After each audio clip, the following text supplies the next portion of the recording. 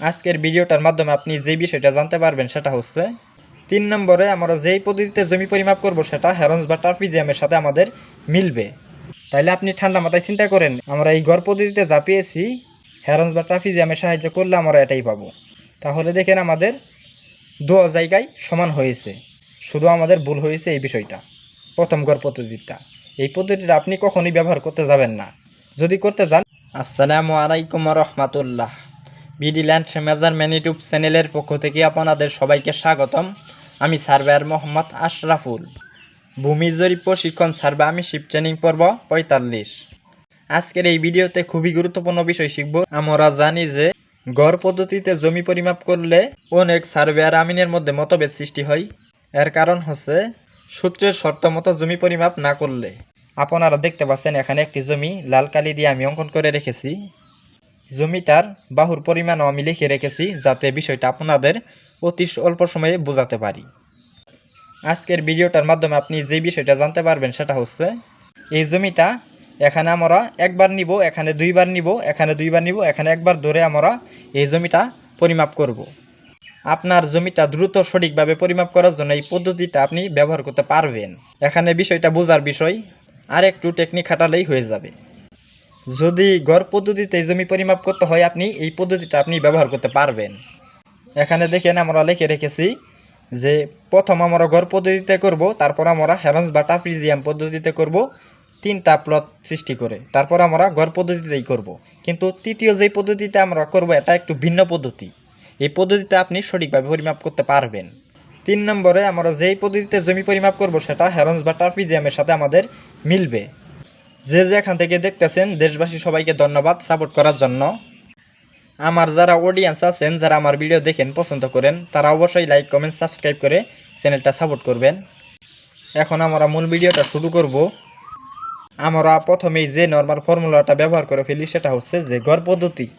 গড় পদ্ধতিতে আমরা কিভাবে করি, এই 4টা আইল আমরা এভারেজ করে আর এই 2টা আমরা এভারেজ করে আমরা ক্ষেত্রফল বের করে ফেলি। কিভাবে করলে সঠিক হবো পার্থক্যটা বোঝানোর জন্য আপনাদের জমিটা আমি পরিমাপ করে দেখাই। এখানে হচ্ছে আমাদের 50 ফিট, এখানে হচ্ছে আমাদের 30 ফিট, তারপর আমাদের 40 ফিট, তারপর আমাদের 60 ফিট। তাহলে আমাদের যোগ করলে আসতেছে 180। 1 2 3 4, যেহেতু আমাদের 4টা আইল সেক্ষেত্রে আমাদের অ্যাভারেজ করতে হবে 4 দ্বারা। তাহলে আমাদের টিকসে হলো 45 ফিট। এখন আমাদের এখানে 120 ফিট, এখানেও 120 ফিট, এটা তাহলে আমাদের অ্যাভারেজ করার কোনো প্রয়োজন নাই।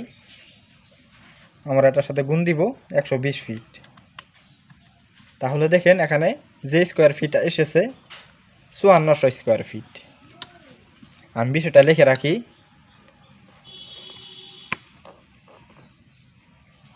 5400 স্কোয়ার ফিট। আমি শতক লিখে রাখলাম না। এখন আমরা দেখব হেরন্স বা ট্রাপিজিয়ামের সাহায্যে এই জমিটা পরিমাপ করলে কত স্কোয়ার ফিট আসবে। আমি এখানে এই জমিটা আমি 3টা প্লট সৃষ্টি করেছি আমি পরিমাপটা সঠিকভাবে করার জন্য। এই জমিটা এখানে 30 ফিট, এখানেও আপনি 30 ফিট রেখে এখানে 20 ফিট রেখে একটা ত্রিভুজ আর একটা চতুর্ভুজ রেখেও আপনি পরিমাপ করতে পারেন। সেক্ষেত্রে যা ফলাফল আসবে যদি আমি একটা ট্রাপিজিয়াম সূত্রের সাহায্য করি তাই আসবে। এর জন্য আমি লিখে রেখেছি হেরন্স বা ট্রাপিজিয়াম। তাহলে আমরা যদি এখানে পরিমাপ করি P1 প্লটটা, এখানে হচ্ছে আমাদের 50 ফিট প্লাস এখানে হচ্ছে আমাদের 30 ফিট, তাহলে 80 ফিট। এটা যদি আমরা অ্যাভারেজ করি তাহলে 50 আর 30 হচ্ছে 80। তাহলে আমাদের 2টা আইল যেহেতু 2 দ্বারা অ্যাভারেজ করলে আমাদের 40 টিকতেছে। এখন আমরা 40-এর সাথে গুণ দিব, আমাদের এখানেও 40 ফিট আছে। আমরা এই বাঁকা 90 ডিগ্রি অ্যাঙ্গেলে আমরা এখান থেকে এখান পর্যন্ত আমরা 40 ফিট পেয়েছি, ওটাই আমাদের এখানে লেখা হয়েছে। তাহলে আমরা গুণ দিব 40 দিয়ে। আপনি যদি এখানে 45 ফিট পেয়ে থাকেন এখান থেকে 90 ডিগ্রি করে সেটাই আপনি দিবেন। তাহলে দেখেন এখানে স্কোয়ার ফিট এসেছে 1600 P1 প্লটে, এই যে এখানে শুধু এখানে। তাহলে আমরা এখানে লিখতে পারি P1 এ আমাদের এসেছে 1600 SFT। SFT মানে স্কোয়ার ফিট বা বর্গ ফিট, একই কথা। এখন P2 এ আমাদের কত স্কোয়ার ফিট আছে এটা আমরা বের করব। এখানে 30 আর এখানে 40, তাহলে আমাদের 70। এটাকে আমরা 2 দ্বারা গড় করলে আমাদের আসতেছে 35 ফিট। আমরা কি করব, 35-এর সাথে 35 যেহেতু আমাদের টিকছে, 35-এর সাথে আমরা গুণ করব আমাদের এই আইলটা দিয়ে 40 ফিট। তাহলে দেখেন এখানে এসেছে, আপনারা দেখেন 1400 স্কোয়ার ফিট।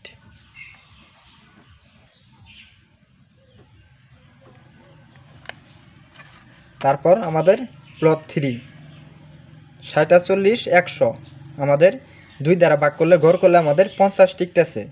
তাহলে আমরা 50-কে গুণ দিব এই 40 দ্বারা। তাহলে দেখেন 2000 স্কোয়ার ফিট এসেছে। এখন আমাদের P3 প্লটে আমরা পেয়েছি 2000 স্কোয়ার ফিট। এখন যদি আমরা 3টা যোগ করি সেক্ষেত্রে দেখেন আসতেছে, দেখেন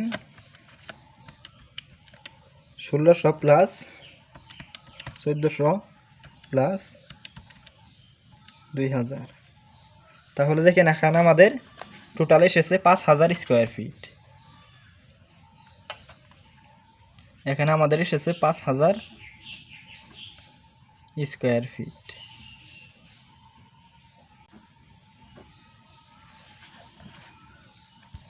তাহলে দেখেন আমাদের প্রথম পদ্ধতিতে এসেছে 5400 স্কোয়ার ফিট, পরে আমাদের এসেছে হেরন্স বা ট্রাপিজিয়াম যেটা আমাদের সঠিক পদ্ধতি, এটাতে আমাদের এসেছে 5000 স্কোয়ার ফিট।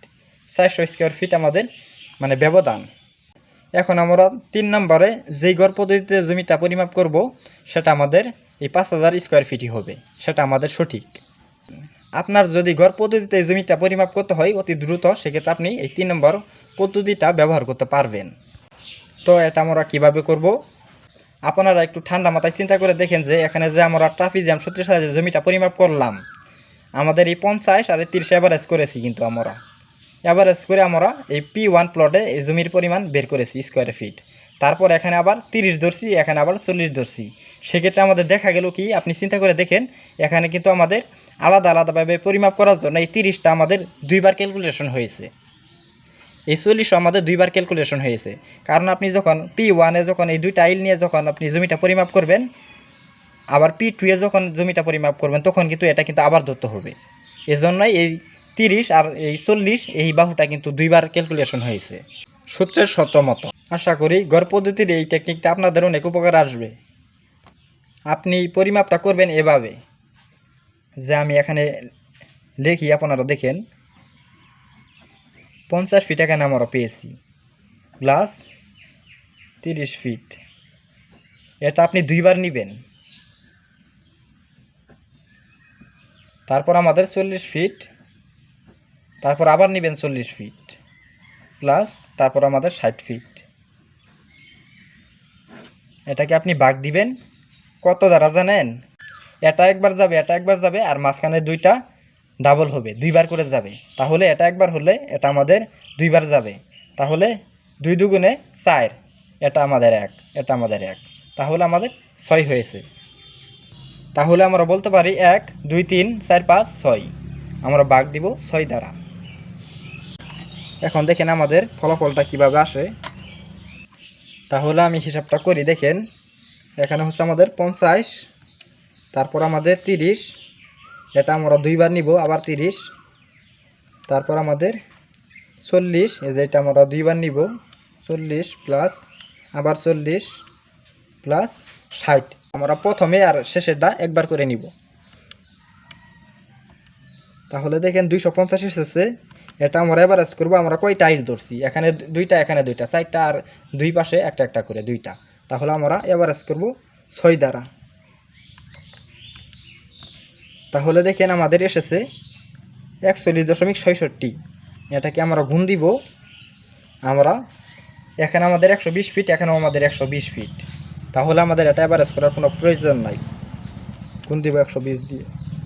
তাহলে দেখেন এই যে 5000 স্কোয়ার ফিট এসেছে, এই যে আপনারা ভালো করে দেখেন 5000 স্কোয়ার ফিট এসেছে।